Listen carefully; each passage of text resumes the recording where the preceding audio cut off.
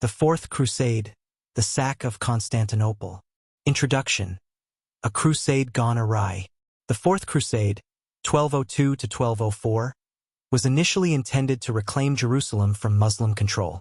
However, it culminated in the sack of Constantinople, the heart of the Byzantine Empire, by Latin Christian forces.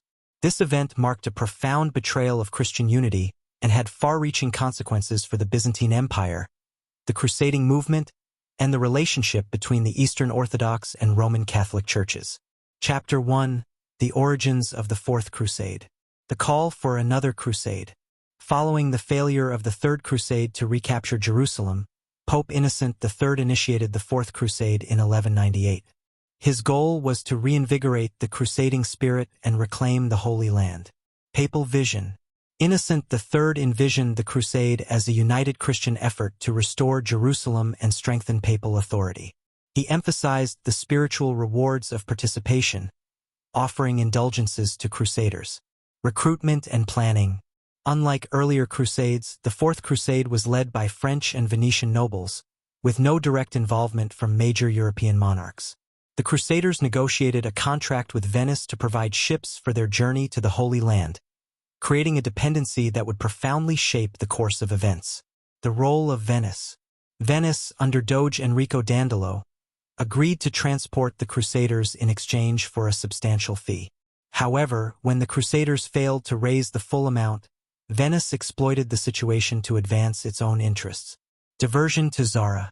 To cover their debt, the Crusaders agreed to capture the Christian city of Zara, modern-day Zadar, Croatia, on behalf of Venice. This attack on a Catholic city, condemned by Innocent III, foreshadowed the betrayal of the Crusade's original mission. Chapter 2. The Road to Constantinople. Byzantine intrigue. The crusade was further diverted when Alexios Angelos, the exiled son of Byzantine Emperor Isaac II Angelos, sought the Crusaders' help in reclaiming his throne. Alexios' promise. Alexios offered substantial rewards, including financial support, military aid for the crusade, and the reunification of the Eastern Orthodox Church with Rome, in exchange for their assistance. The Crusaders' decision. Desperate for funds and swayed by Alexios' promises, the Crusaders agreed to divert their campaign to Constantinople. Innocent III opposed this diversion, but his protests were ignored. The First Siege of Constantinople, 1203. In July 1203, the Crusaders and Venetians laid siege to Constantinople. They quickly forced Emperor Alexios III to flee, and Alexios Angelos was installed as co-emperor alongside his father, Isaac II. Unfulfilled promises. Alexios IV, now in power, struggled to deliver on his promises of financial support and church reunification. His inability to satisfy the Crusaders and Venetians created tension and disillusionment. Chapter 3. The Sack of Constantinople. The Second Siege. In early 1204, after Alexios IV was overthrown and killed in a palace coup, the Crusaders resolved to seize Constantinople for themselves. On April 12, 1204, they launched a second assault on the city. The breach. Using siege towers and naval attacks, the Crusaders breached Constantinople's formidable defenses. The city fell after fierce fighting, marking the beginning of 3 days of looting and destruction. The destruction and plunder.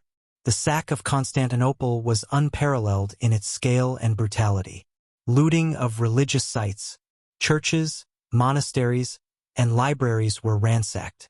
Sacred relics, icons, and treasures were stolen, many of which were transported to Western Europe. Notable artifacts, such as the horses of St. Mark, were taken to Venice. Massacre and desecration.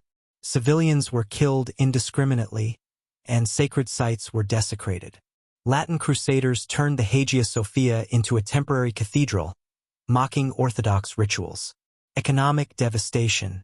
The sack destroyed much of Constantinople's wealth and infrastructure, leaving the city weakened and vulnerable. Chapter 4. The Aftermath of the Sack. The Latin Empire of Constantinople. After the sack, the Crusaders established the Latin Empire of Constantinople, 1204 to 1261, with Baldwin of Flanders as its first emperor. Fragmentation of the Byzantine Empire. The Byzantine Empire was divided into rival successor states, including the Empire of Nicaea, the Despotate of Epirus, and the Empire of Trebizond. These states would resist Latin rule and eventually reclaim Constantinople in 1261. Short-lived Latin rule. The Latin Empire struggled to maintain control, facing resistance from Byzantine successor states and external threats. Its inability to govern effectively highlighted the Crusaders' lack of preparation for ruling such a complex and diverse region.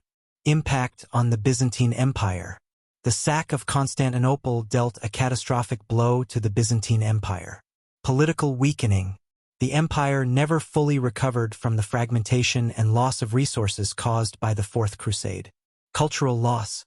Many of Constantinople's cultural and religious treasures were lost or dispersed, depriving the Byzantine world of its heritage. Relations between East and West.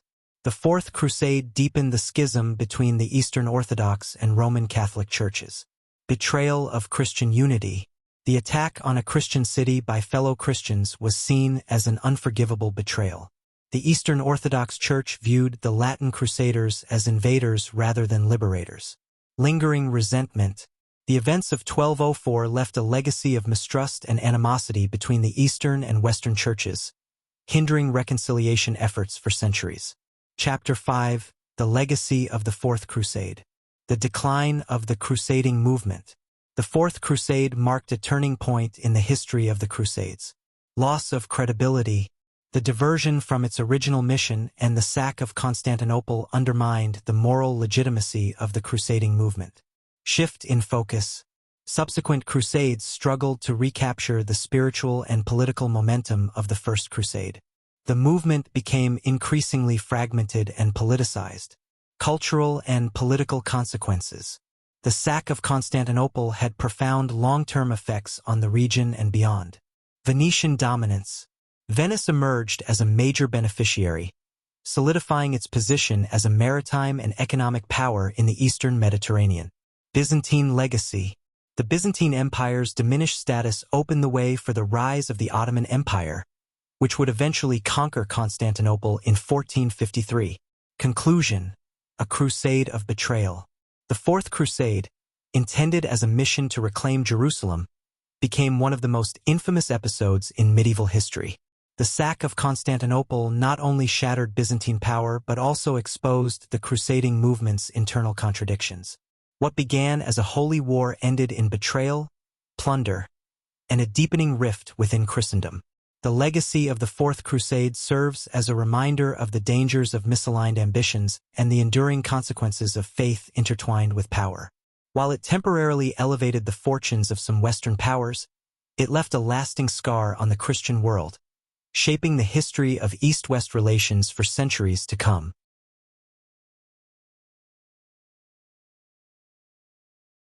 Chapter 6. The Fourth Crusade in Historical Memory.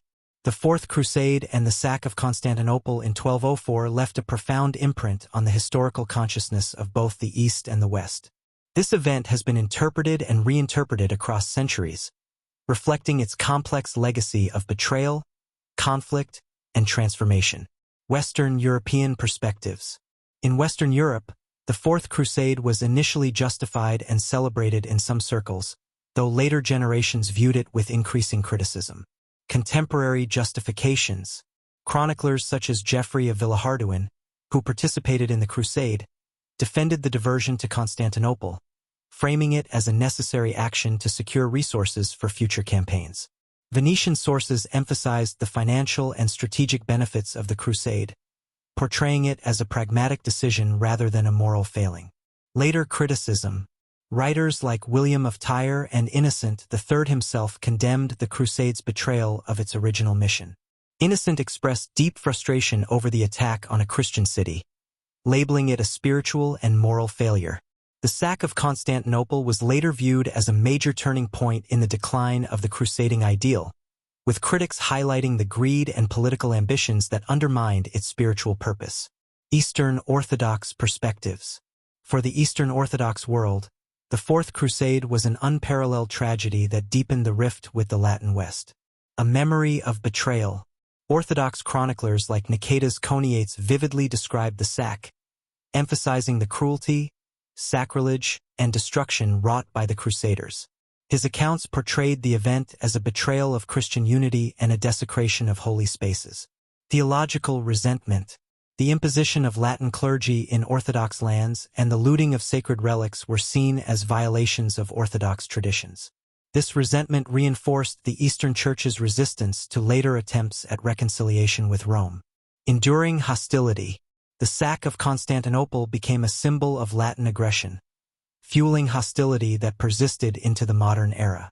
Even today, the Fourth Crusade is remembered as a critical moment in the schism between the Eastern and Western churches. Impact on Byzantine identity.